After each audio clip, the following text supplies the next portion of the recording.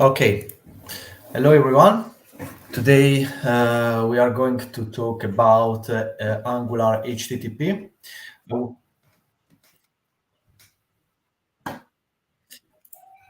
and Kirill will talk about Angular forms. I am Angelo. I'm an Angular developer since plus 8 years.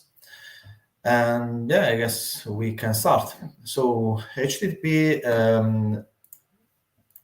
Okay, so HTTP allows Angular operation to do some operation on Angular like get, post, delete, put, post, and so on. And in order to use HTTP operation on Angular, you need to import, before all, you need to import HTTP client module on your module. In this case, we are using app module. And after that, you have to inject HTTP client in your service. Okay, in this case, we are going to do a get operation. So let's imagine that we are going to create a service called a user service. And we want to create a method to get users. In this case, this method get users will returns an observable of an array of users.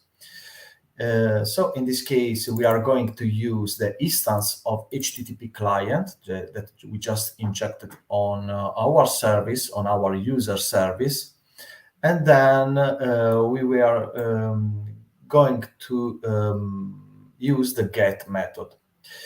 Here we are passing only the base URL. That is the endpoint that give us that can be an API or a server. Okay, to use and to fetch these users, we will call our method getUser wherever we need. In this case, we are going to use this method in our component. That is, you can imagine that is a user component. And then we need to, even here in the component, we need to instantiate our user service. And in the constructor, we will write private user service colon user service. And then we call a get user method. And we are going to subscribe to get a response or error. Okay, we saw the classical way to get information. So passing only the URL, but we can also pass params. In this case, we are passing text fragment and count. But here, as header option, we can pass several parameters, and here there is the complete list of parameters that we can pass.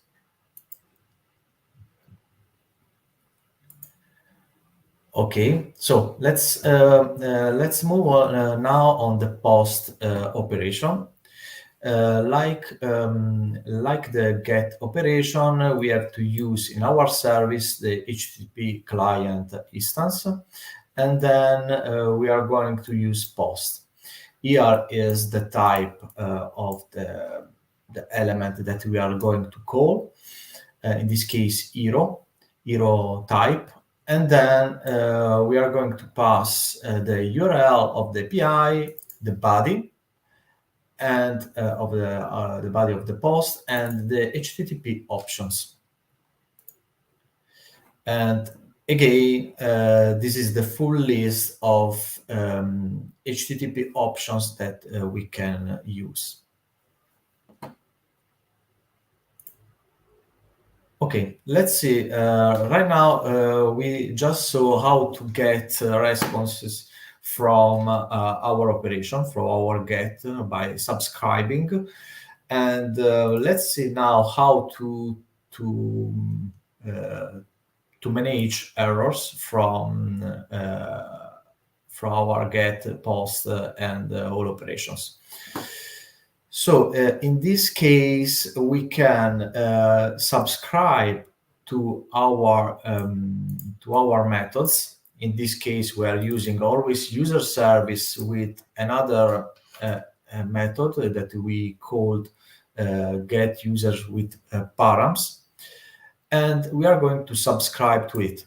Okay, so in the subscribe, the first method will be the response. So when the response goes in success, in this case, we are getting an array of users, and we are assigning our response to a local variable in our component. That is these users.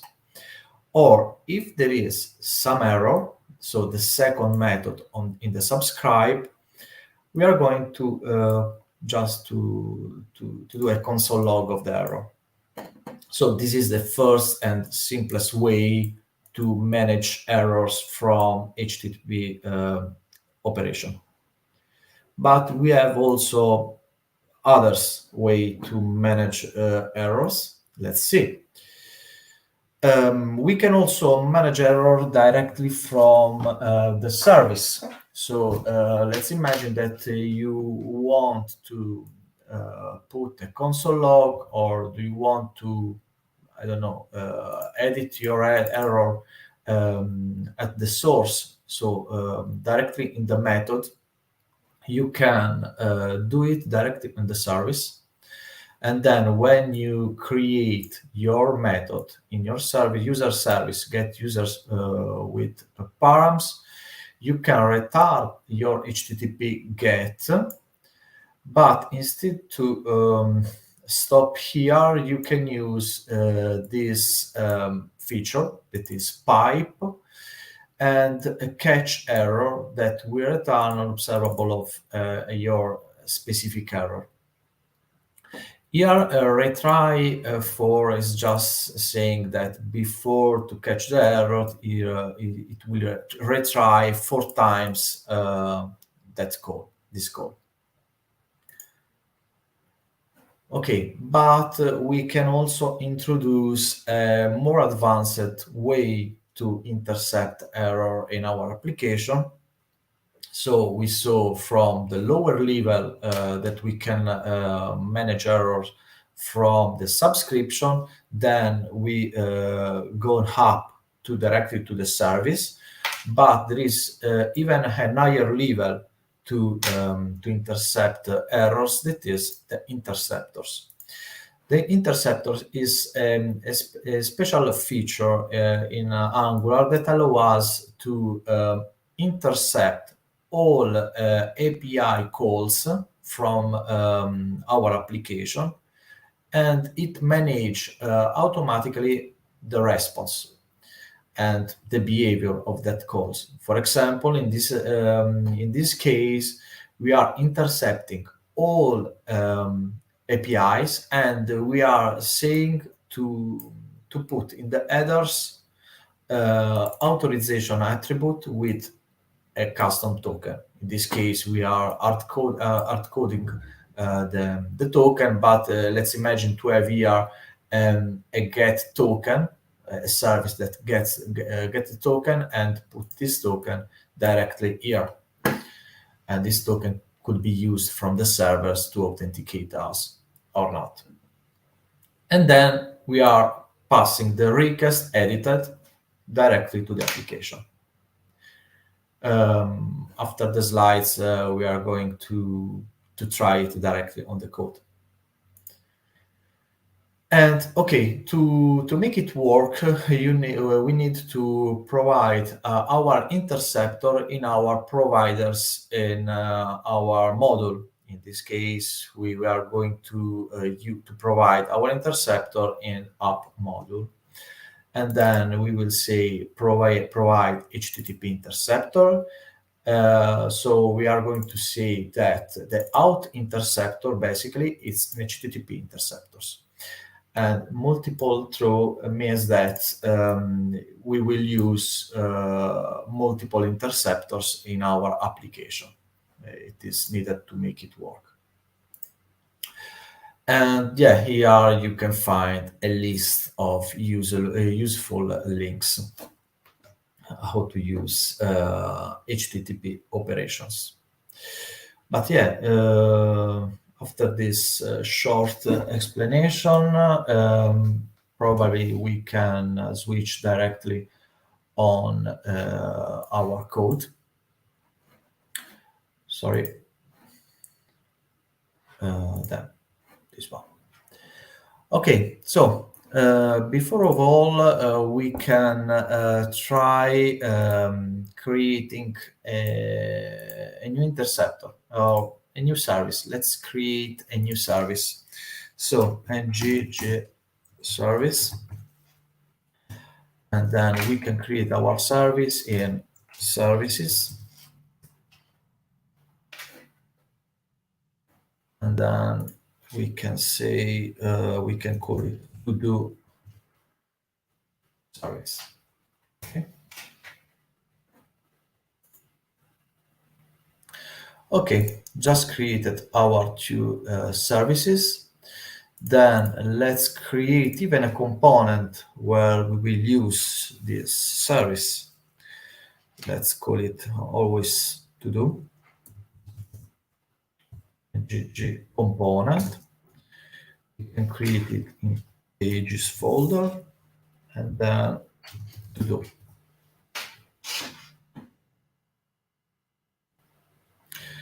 Cool. Just created our to do component. Okay, now we should okay, create our first method. So before of all, as I said, we need to inject the HTTP client module in our app module.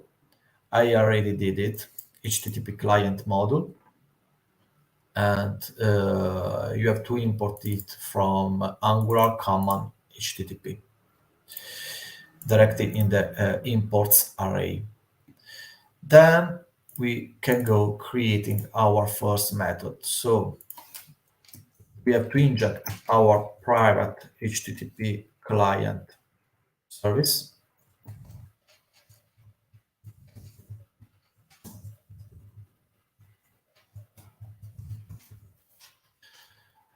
HTTP client, okay.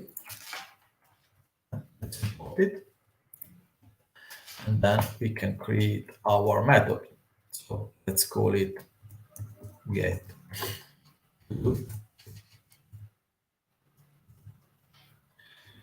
And is, sorry, is HTTP client get. And we can use a mocked API. To do that, I found this website when I can get this endpoint, and it will return this object. So let's create a variable that we can create. We can call out. Sorry. Okay. Sorry. Okay, now we can call this this method. Let's define even observable, or yeah, we cannot go. We can also define the interface to be more specific. So export interface loop model.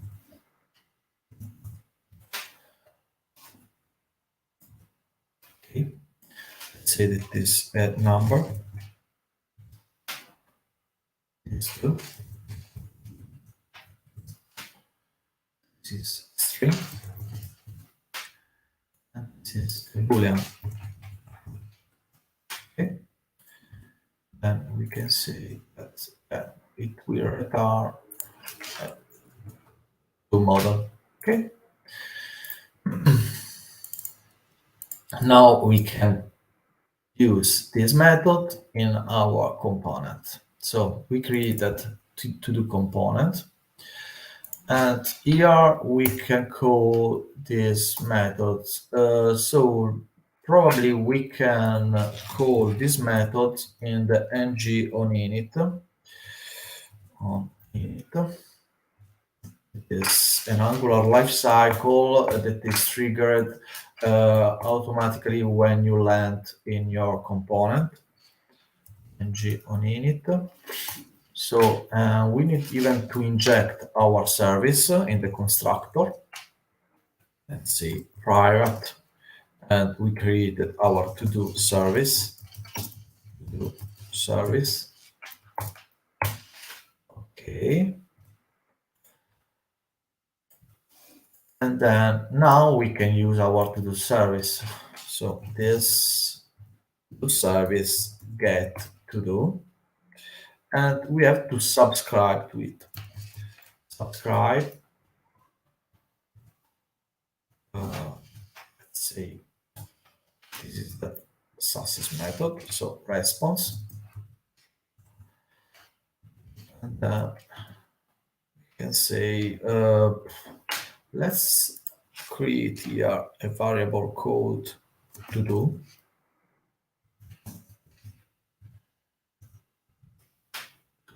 Model. And here we can say this to do equal response. Okay. Sorry. Okay. And now we can print our to do directly on the HTML of to do component. To do that, I will use JSON structure. Otherwise, we will see object here. Okay, we almost done. Probably I need to define a route to our to do component. A router link. We call it to do.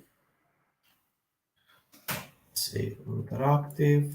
Let's copy from active.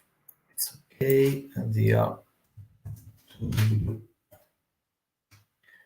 And in uprooting module, we have to create our path to our component. Do component. Okay, I guess we are ready. Let's try. No errors. Sorry, just a moment. I lost.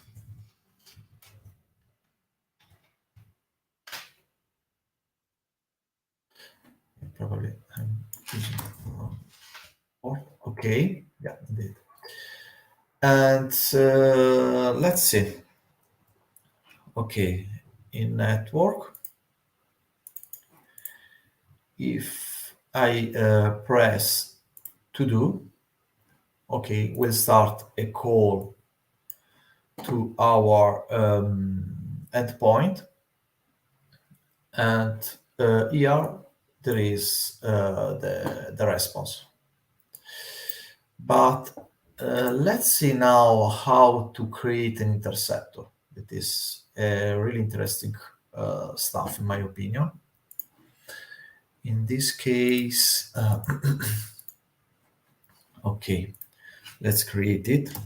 G service. We can use this command too, and we can create it in a folder that we can call interceptors.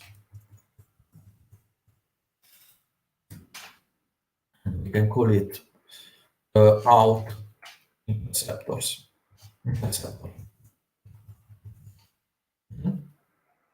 Let's go. Okay, as you can see, it created a folder interceptors with inside our interceptor.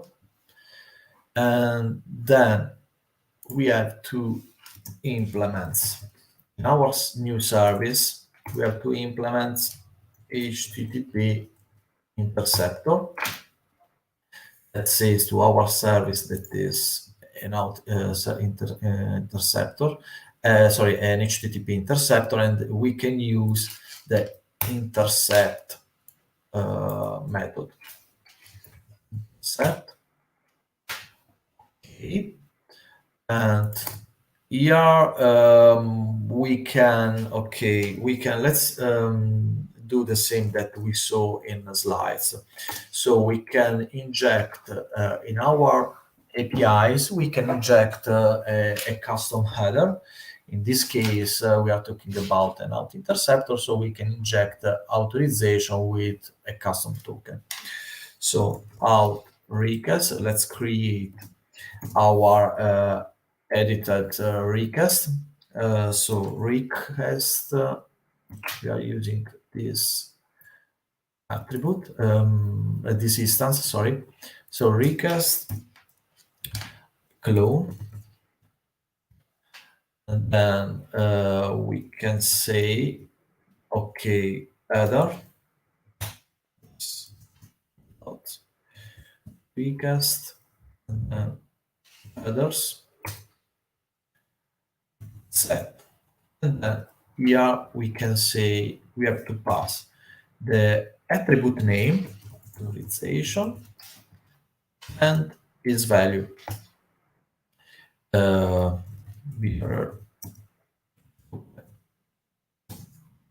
For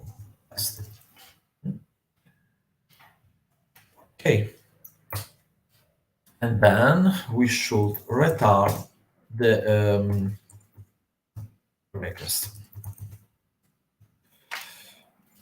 And yeah, we are going to pass this one basically. Okay. Okay, we should remove this injection singleton. And then we have to define our out interceptor in our module, in our main module. So in providers, we have to define provide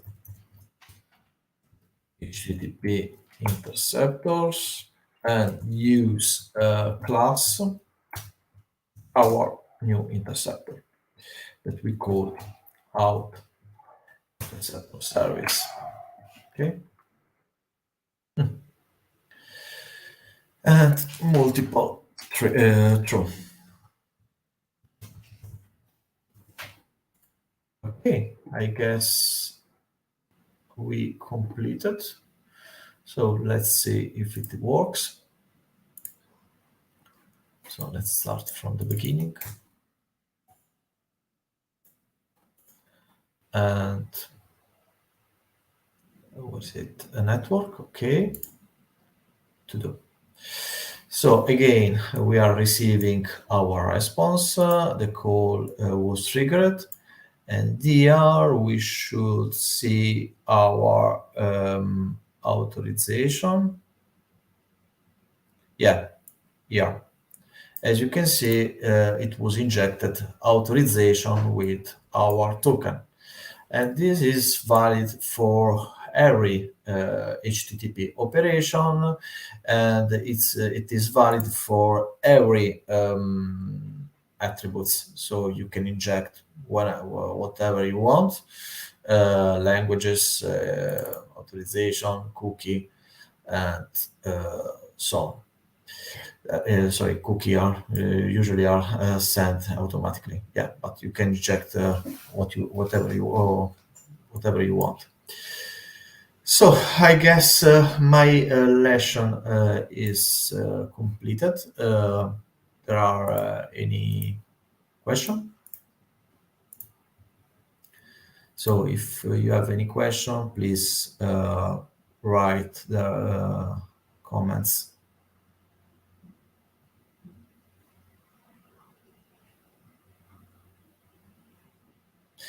If not, I guess we can pass the word to Kieran that will explain you, he will introduce you Angular forms. Thank you, everyone. Yes, thank you, Angela. Hello, viewers. So let's move on to our second topic today. It will be indeed Angular forms, and I'll present my presentation right now.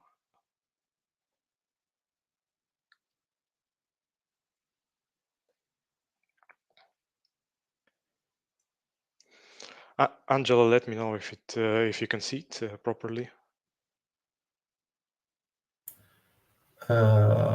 Just a moment. Yeah. Great. So Angular forms. I'm I'm sure you already heard about it and you've already even touched them at some point, but today we'll dive deeper. So forms, of course, are ways of doing with user input, like when you order a product, when you log in, these kind of operations, you use forms, right? So let's see how you could implement them in Angular. In Angular, there is actually two types of forms that can be used, which are template-driven forms and reactive forms, also known as model-driven. At the end of the lecture, we'll try to find out which one is better and which one you should use, or yeah, this question. But we'll dive deep into both of them during the lecture. So what are the two types? Template-driven forms are the ones that you usually start with when you learn Angular. They are the ng model ones. So, and what are the features of the template-driven forms? They are implicit, which means that you don't create the form controls yourself. You just put an ng model, and Angular under the hood creates all the necessary logic. Template-driven forms have mutable state management. This is a very important feature that is also in some cases its biggest downside, and that refers to the fact that you use the same object for the so the object is it's the same object that is changed by the forms. So it's not returning a new object, so it's mutated, and we'll discuss it a bit later. Template-driven forms are asynchronous. They are operated based on events, template events, and change detection, and yeah. And to use template-driven forms, you import forms module. And the most important thing about template-driven forms is that template is the source of truth, and a lot of the logic when you're implementing them is in the template and not in the component. On the other hand, model-driven or reactive forms, they are in a lot of ways the opposite. They are explicit. That means that you always explicitly create form controls and form groups and controls yourself. So no longer Angular creates that for you. You are in full control, and they are immutable. They have immutable state. That means that you don't use the same state object in the template and in the component. You always get a new object when state changes, which is a big benefit in a lot of cases. Model-driven forms are synchronous, so all the changes you can always access the value, and all the changes happen synchronously, and you can listen to them using observables. To use model-driven forms, you import reactive forms module, and in contrast to template forms with model-driven or reactive forms, all the logic is most of the logic is in the component, not in the template. Under the hood, actually both use abstract controls and form groups, even template-driven forms. It's just handled by Angular.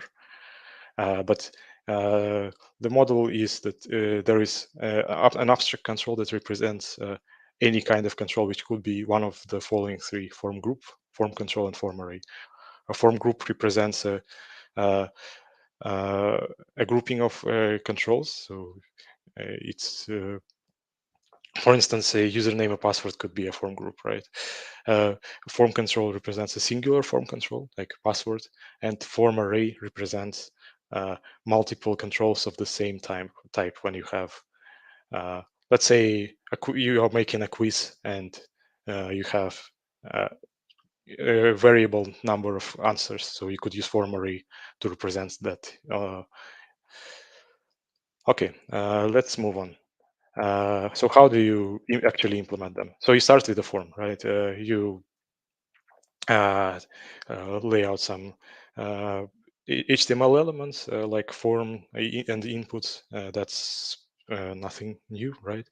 And then you start binding it to Angular. So with template-driven, you use ng model.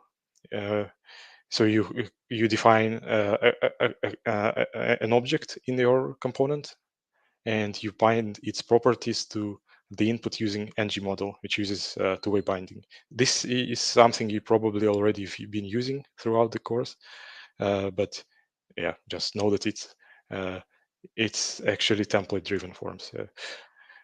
So you use ng model to bind the property of the object to the input. In reactive forms, you have to explicitly create the controls yourself in the component. So in this case, it just creates, in this example, you see that two form controls are created separately. Usually you'll be using form groups instead. But as you can see, in the component, you create the controls, and then in the template, you bind those controls to the inputs using this form control directive. How do we update state? With template-driven forms, we just change the object that we've been using. So you see, we are always using the same object, and which is bound to the template. In model-driven form, we are using methods of the abstract control, in this case, of the form group, which is called set value. Set value is used to fully update the value of the form. If you want to change just some controls, you use patch value. And if you use set value and not provide all the all the controls, this will fail. Be aware. So let's make our form a bit more complex. So we now introduce a more more complex structure. We add a subform inside with contact info, and let's see what changes in our implementation. So with template-driven forms, we just nest another substructure and another object with its properties, and we continue using two-way binding using ng model. Here it shows ng model group. You don't have to use it, but it could be beneficial if you want to access the sub group. and, for instance, perform validation on it. And with reactive forms, this is a bit more elaborate. Yeah. So you have to create a new form group inside of your existing form group. So as we mentioned in the beginning, reactive forms are explicit. So you create all the controls on your own. And then you bind your form group to the template using the form group name directive. And you use form control name for binding the controls. So let's move on. And the third, in the third phase, we'll add even more complexity to our form. This time, the contact info will become an array, so it will be it now can accept multiple groups. So let's see how it can be implemented in Angular with both template and reactive forms. With template-driven forms, again, implementation is similar. So we just create an array, and well, in this case, you can see that it has a starting one starting object, and then if you want to add more, you call the function and push another into the object. And in the template itself, you iterate using ng-for over the in this case over the phones, and you use ng model group and use the index as your name to uniquely identify the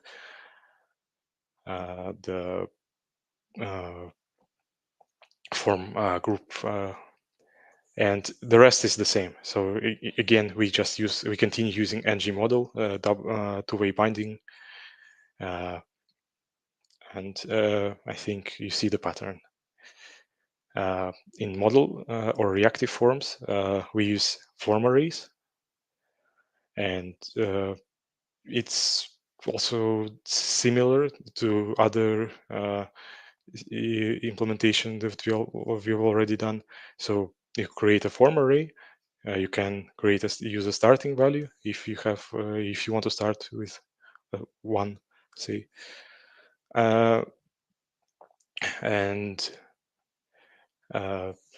you in the form array you create a new form group with its controls, right? And we also define a getter which will come in handy that accesses just the array part, which we'll be using in the template, so that we don't have to write a lot of boilerplate code. So here we are binding to the form array name and iterate over the controls and bind the group name to the index of the iteration, and the rest is the same. This is form array. As I said, this could be used for forms where you have multiple inputs with the same role, like in quizzes with answers, or with phone numbers. It's very common that you could have multiple phone numbers and the inputs are identical. So this is the case when you use form arrays. Validation is a very important part of forms. Of course, we don't want to just send the data as is. We want to make sure that it's correct and to have good user experience. So we use validation. Validation is a feature that is that has a big difference depending on whether you use template or reactive forms. In template forms, you always use directives. So for instance, if there are built-in validators, and one of them is the most widely used one is required. So if you apply the required validator, that would mean that if unless you put a value in the input, the input will be invalid. So you have to put something in the input. In the reactive forms, again, this is done in the component, and it's done in the same place where we define our form group or form controls. So in this case, we define a name control with required validation. It's, in some cases, the built-in validators are not sufficient, and you might want to create your own. So, for instance, in this case, we have we have this age control that age only makes sense as an integer number. It doesn't make sense if it's a letter, or if it's if it has decimal points, it only makes sense as an integer. So, but there is no such validator in Angular, so we need to create our own. So what we do is we create a custom validator, and this process also differs between template and reactive forms. In this case, it's actually easier to do in reactive forms, because in template forms you have to create a directive. As I mentioned before, validators in template forms are always directives. So you have to create a directive, and there is some specific provider you have to use, which is ng validators. And once again, you provide multi-truth so that it's added to the list of validators. And yeah, in this case, we define this method that checks if a number is integer. And if not, we return an object with an error that it's not an integer. And we just apply it as the other validator as a directive. Of course, you also have to register it. And in reactive forms, it's, in my opinion, much easier. So you create a function and you provide it into the array. That's all. Much easier. So this part is about CSS classes that Angular attaches to the inputs, and they are very important when you want to stylize your forms. So we'll go over them in the code example, but just be aware that Angular attaches these classes to the forms when, for instance, it's valid, invalid, when it's pending validation. Pristine is not changed. Dirty means it has been changed, and touched, untouched refers to if you have clicked or you focused on a control element.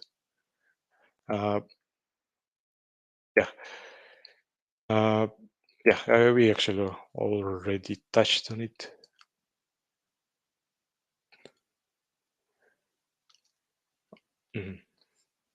Okay, form builder is a helper that Angular provides you to create forms. This is not mandatory. It is designed to reduce the amount of boilerplate, but it also adds boilerplate. So it's up to you whether you want to use it. The idea is that, instead of manually creating a form, you use the form builder to create a form, and this time you see don't create the controls yourself, so that it reduces that part. But instead you have to inject the form builder. So it's kind of a wash, I would say. Some people use it, some people don't. Up to you.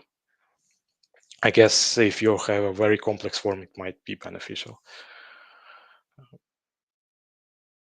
And it doesn't really affect the template. So, now we come to the end of our presentation, and we'll switch to the code to the example.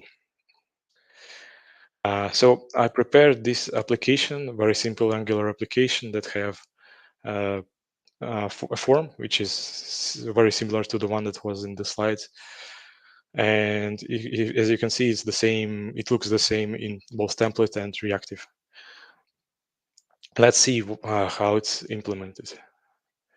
So let's start from the module. And in the module, as we saw, you have to import forms module for template-driven and reactive for the reactive forms.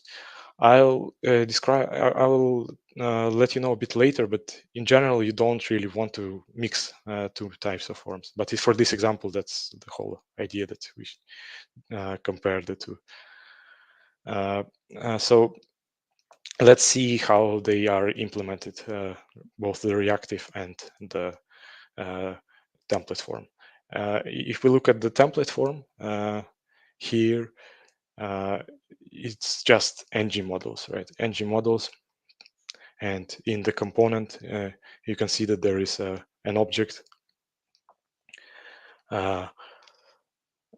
What I think is very useful is validation. So here you can see that we use required validation, and that is integer validator, and the validator is implemented as a directive.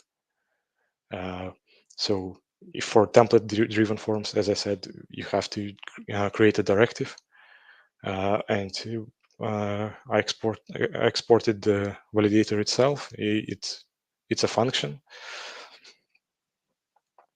What else? Let's take a look at this part. So you see, when I just enter the form, let's refresh it.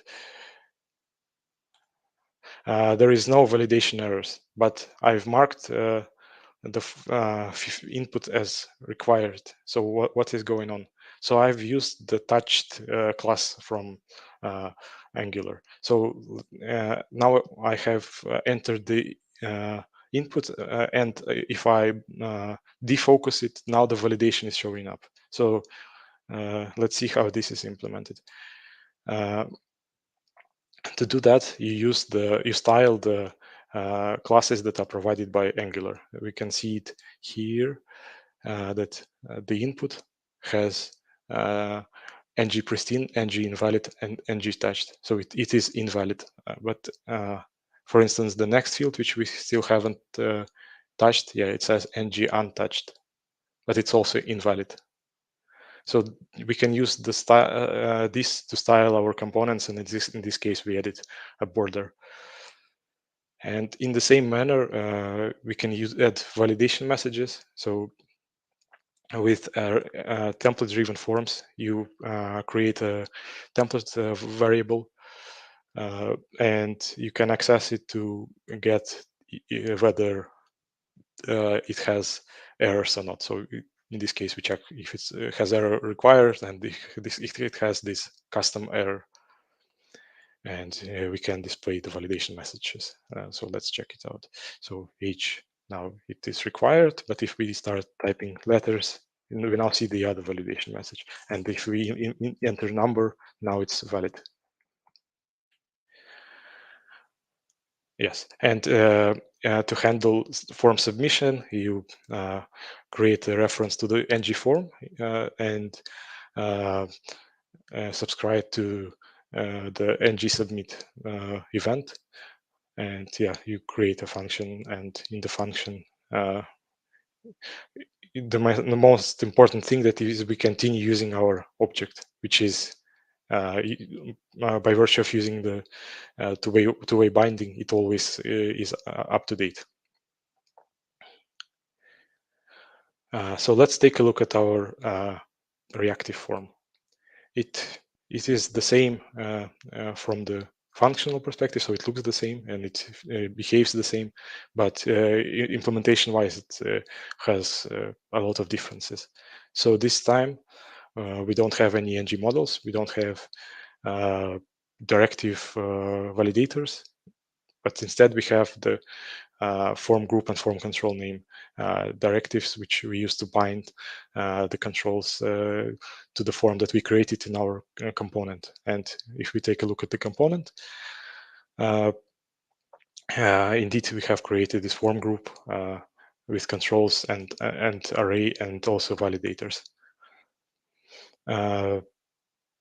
Yes, and to submit, there are multiple ways of submitting reactive forms. You could use the same ng-submit, but instead of using the object, you just access the form. So the main point here is that all the logic is in the component itself and not in the template.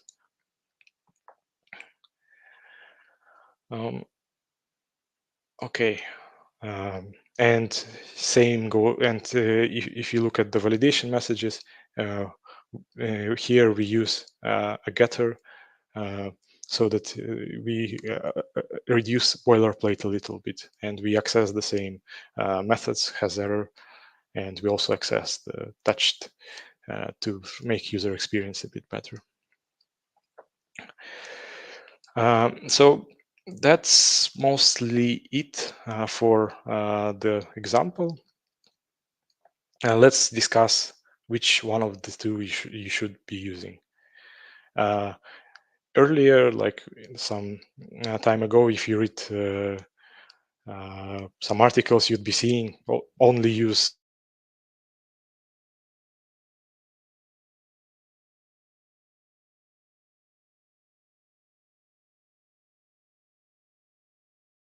force. But today there are a lot more opinions you should be using. If you look at the implementation, it might seem that template forms are a lot more simpler and have a lot less boilerplate, but they also have a problem, in more than one problem, in fact. The biggest problem is that you are mutating the state of the object. It is basic. It is a it's very convenient, but at the same time, it could lead to errors. It's very error prone, especially if you have a complex form that and maybe something else could access the object. This is very error prone, and also splitting the logic between template and component makes it very hard to read, especially in the case when the form is big. So let's say you could have an input somewhere here, but then if it's like 100 lines, there is another input way down on the bottom. And that makes it very hard to read the code. And with reactive forms, the form is always right right near you, so you can always see how it's defined. Also, reactive forms in general are a bit easier to unit test because they are synchronous. So at the end of the day, which one should you use? The general recommendation is to if you have simple forms or not much logic, it's up to you to decide whichever you prefer. But the more logic you have, the more like enable, disable kind of things you have, the more you should pivot towards reactive forms, as they prove to be more resistant to errors and easier to read in general. So this will wrap it up for this presentation, for this lecture. If you have any questions, please let us know.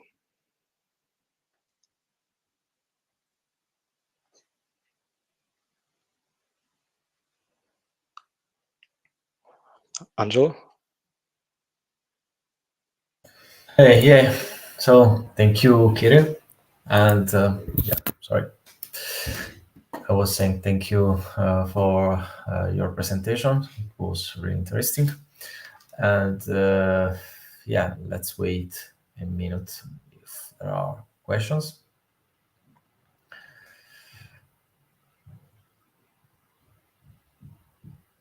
One topic I yeah. guess I could briefly mention is we haven't walked over creating custom controls. It sometimes happens that the built-in controls are not sufficient, and in this case, you'd want to be using control value accessor feature of Angular. So maybe I could provide some links for that. But yeah, it's a bit beyond the scope of the lecture. It could be useful, yeah.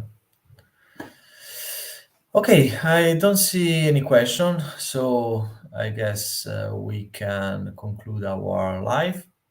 Thank you all for the attention. Thank you, Kirill. And yeah, Thank see you you. on next lecture. Bye. Thank you all. Bye-bye.